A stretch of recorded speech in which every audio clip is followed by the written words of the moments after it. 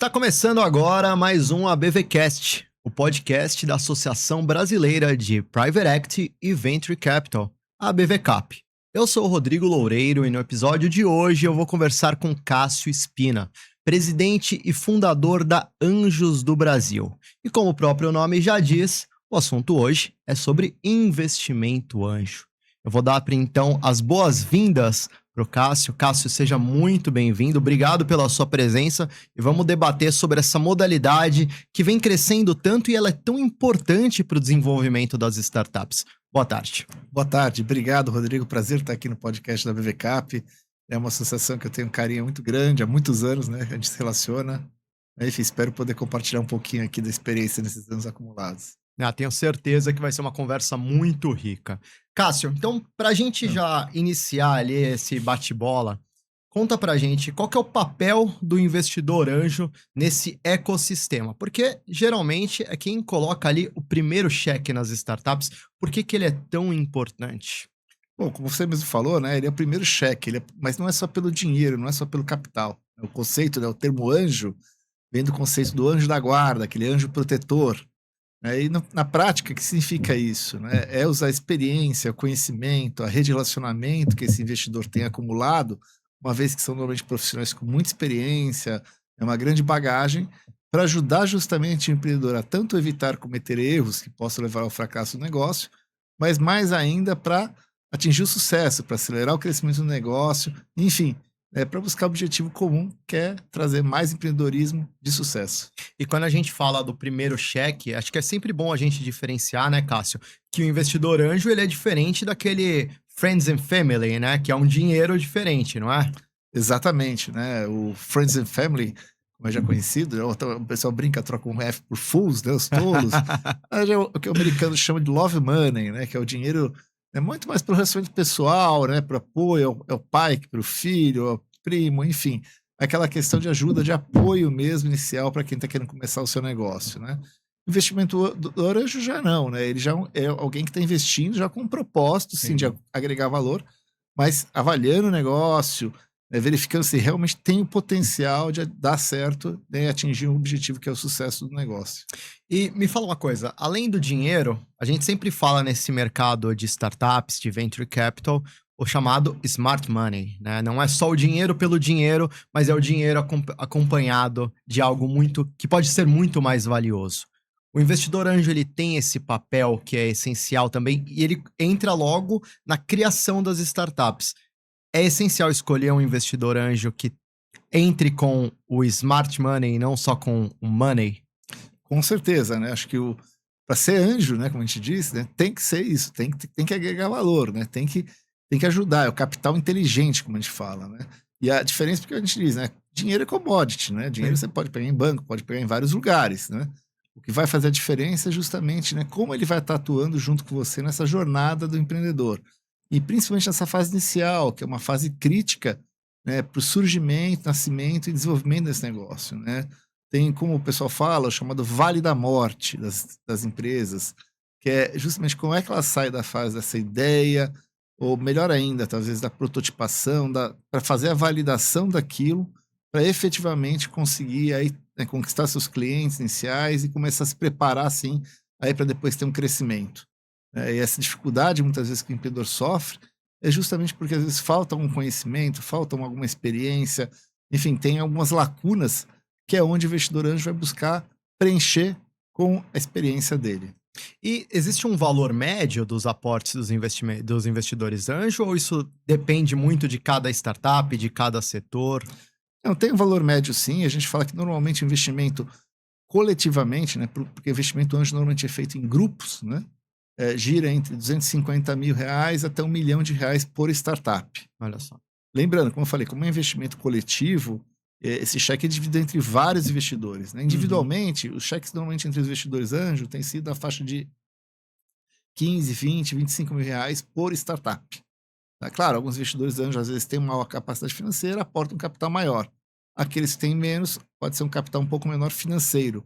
Mas o capital, né, do conhecimento, todos eles aportam, acho que da mesma forma.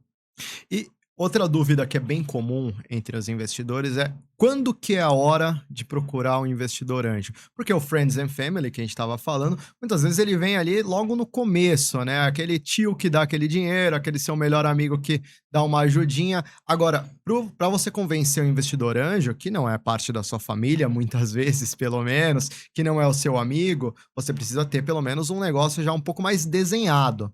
Quando que é a hora de buscar esse investimento anjo? Então, a hora ideal é quando você já tenha pelo menos um protótipo, né, o que a gente chama às vezes de MVP, né, que é Hum, um conceito que vem da, enfim, da metodologia chamada Lean Startup, né, ou Startup enxuta, que é o que eles chamam de Minimum Viable Product, ou em claro. português, o produto mínimo viável, que é um protótipo daquele produto funcional, do seu serviço, seja o que for que você vai oferecer para o cliente.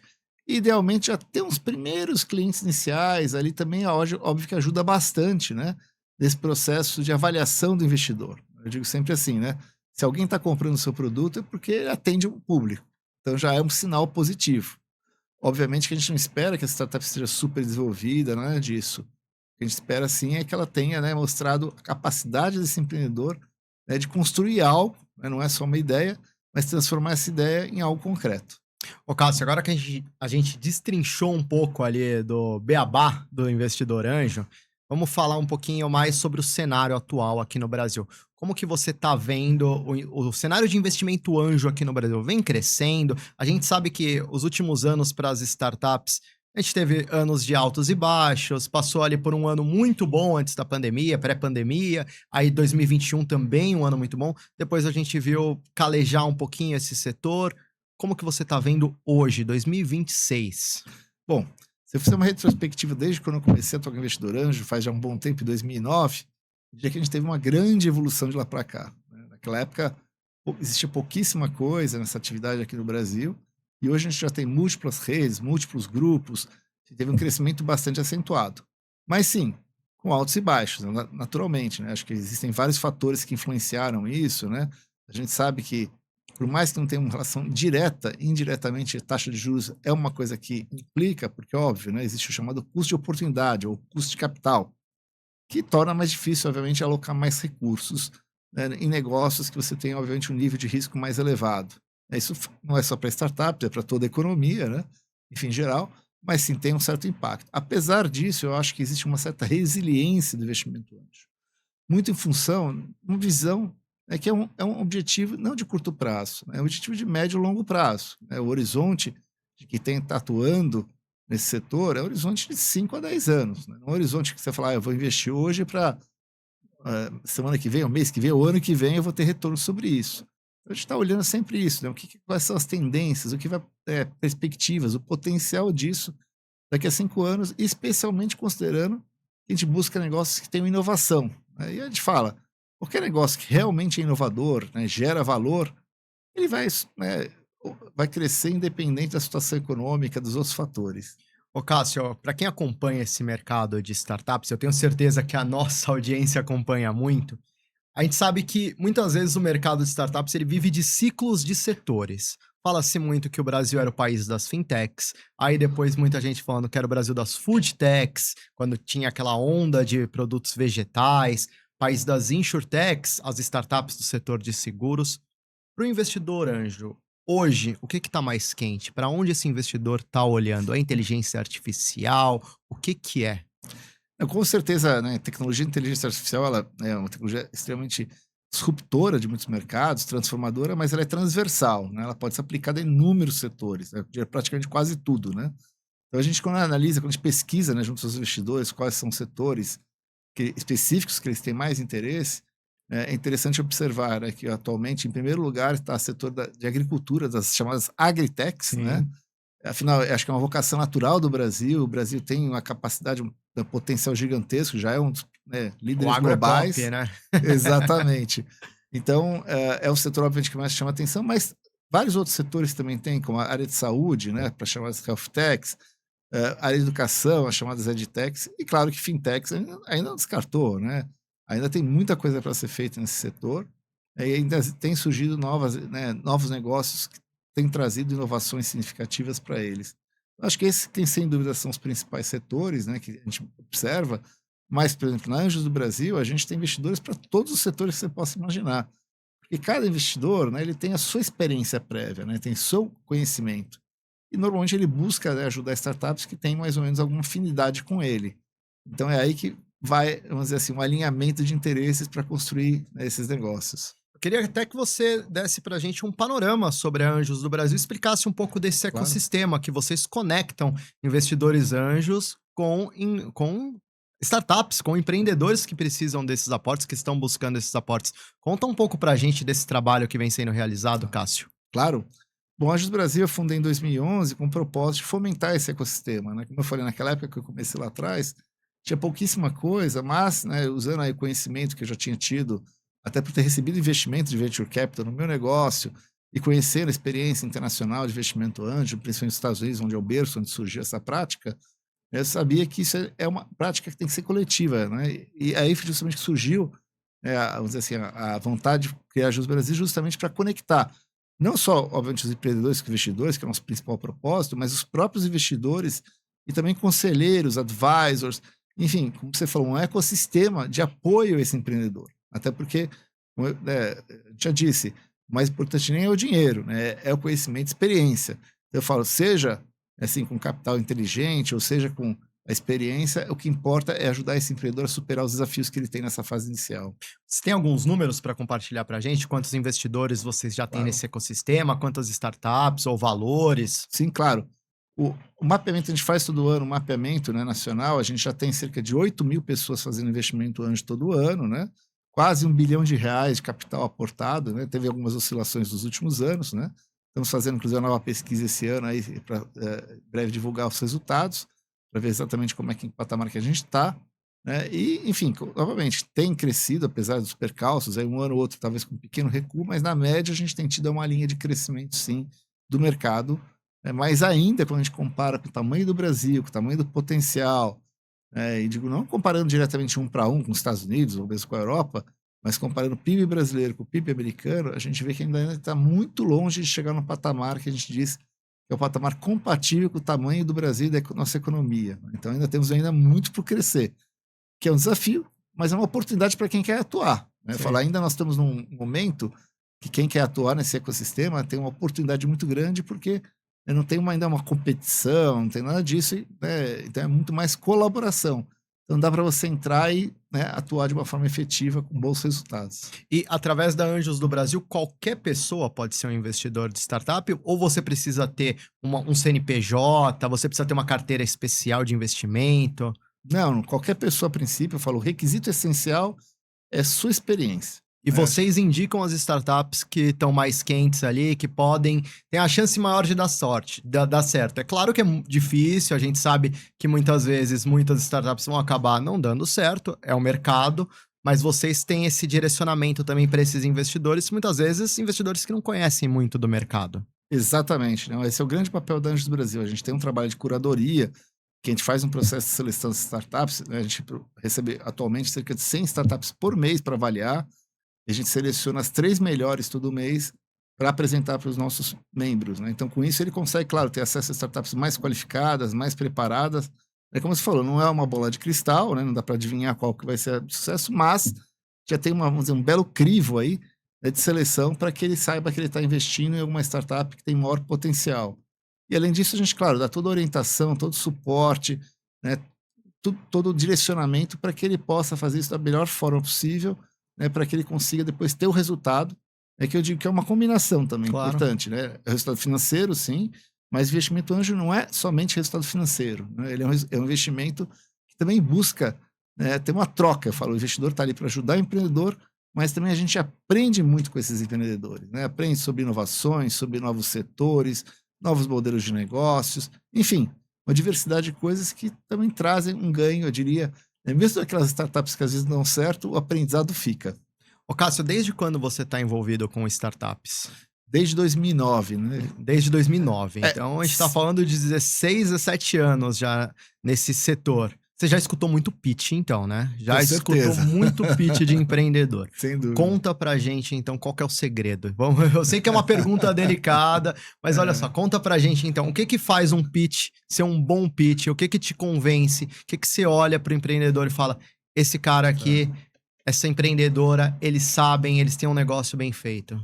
Bom, são vários fatores, né? É difícil apontar um único, mas assim, eu digo assim, eu valorizo muito a capacidade de execução desse empreendedor. Então, mostrar o que ele conseguiu fazer. Eu gosto sempre de dizer assim, eu gosto de investir naqueles empreendedores que fazem muito com pouco, né? Esses eu acho que são os que têm o maior potencial de multiplicar os resultados, Sim. né? Então, aquele empreendedor que chega e traz, olha, já fiz isso, já fiz aquilo, às vezes com recursos de família, amigos, os próprios, ali bem pequenininho. Poxa, esse é um cara que eu vejo que tem o potencial, talvez dá certo, não é garantia, mas vamos dizer, é um dos maiores. Agora, não é só esse fator, outra coisa que é muito importante, a gente procura, né, perceber na conversa, né, no diálogo com esse empreendedor, é se ele tem o que a gente chama de escuta ativa, né? Olha só, o que que é a escutativa? Escuta ativa é o seguinte, não é só ele escutar o que eu estou falando para ele, até porque eu deixo claro para os empreendedores, eu não sou dono da verdade, claro, tenho uma experiência, já vi muita coisa, como você falou, então a gente já sabe mais ou menos as coisas que têm maior potencial ou não. Mas é poder escutar isso, né, o que a gente tem às vezes como, né, de feedbacks, diálogos, né, com eles, mas também ele tem né, também de dar a visão dele, né, essa troca, não é uma resistência. Às vezes você conversa com o empreendedor, você às vezes faz uma pergunta para ele já toma isso como um questionamento do negócio dele, você sente uma resistência grande, né. Isso, eu falo, o problema não é comigo, eu falo, eu sou um investidor, o problema é ele fazer isso com o cliente dele, né. Porque, até usando minha experiência como empreendedor, né, antes você falou, conheço startups como investidor há 16 anos, como Sim. empreendedor conheço há mais de 30, né, e eu lembro muito bem uma coisa, porque foi muito marcante, eu as ideias que deram mais certo para mim como empreendedor não foram as minhas ideias, foram o que o cliente chegou para mim e pediu para mim, ou pediu ou mostrou que tinha aquela necessidade. Então isso que é escutativa, você poder estar ali, com o radar ligado o tempo todo, captando o que teu cliente precisa e atendendo aquela necessidade. Aí eu acho que você tem uma boa chance de dar certo. Então já, pelo menos você conseguir conciliar os seus pontos com os pontos de quem tem mais experiência do que você, né. Não aceitar fielmente, mas também trazer a sua própria experiência. Super interessante isso. E, Cássio, quando a gente fala do investidor anjo, ele é o primeiro investimento ali externo, né, vamos tirar o Friends and Family aqui, mas ele é o primeiro investimento externo, você capta ali, o empreendedor ele capta um investimento. Vamos pensar que a startup deu certo. Conseguiu, aí ela vai captar um pré-seed ou um seed, posteriormente uma série A e por aí vai.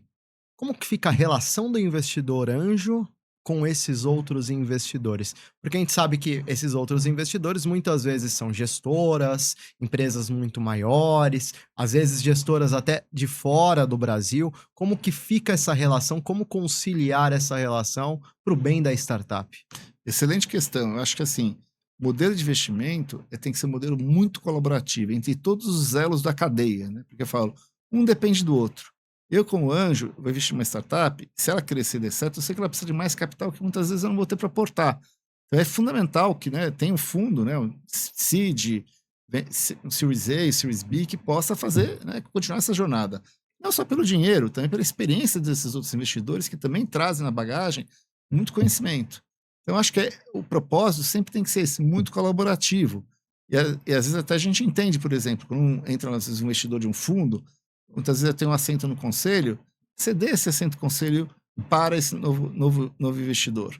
Mas sem que isso me deixe de lado, de fora. Né? O que eu quero dizer com isso é manter acesso à informação, às vezes deixar como um observador, até para poder continuar agregando para esse empreendedor, se houver essa possibilidade de ajudar ele nessa jornada como um todo. Né? Por exemplo, a gente tem muitos investidores que são CEOs, às vezes, de grandes companhias, então eles têm a experiência da jornada inteira até chegar, né, num estágio de maturidade.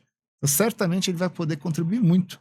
Então, novamente, acho que assim, a gente tem que sempre trabalhar de uma forma muito colaborativa entre todos esses elos da cadeia para que todo mundo consiga atingir seu objetivo, que é dar certo esse negócio e gerar valor para todo mundo. Em média, o investidor anjo, ele fica até que round? Porque tem uma hora que ele acaba não tendo mais capital para investir, a participação dele dilui muito. Em média, ele fica até que round? Normalmente, assim, normalmente fica até o exit da startup, tá? Óbvio, ele pode ser que temos de fazer os follow-ons, que a gente fala, que é aportar mais capital Sim. nas rodas seguintes. Às vezes ele consegue até, umas vezes, um capital seed, dependendo da capacidade dele, até um Series A, né? Ele consegue aportar. Óbvio que quando as rodadas começam a ficar muito grandes, ele não vai ter capacidade. Mas essa diluição não chega a ser um problema. Por quê?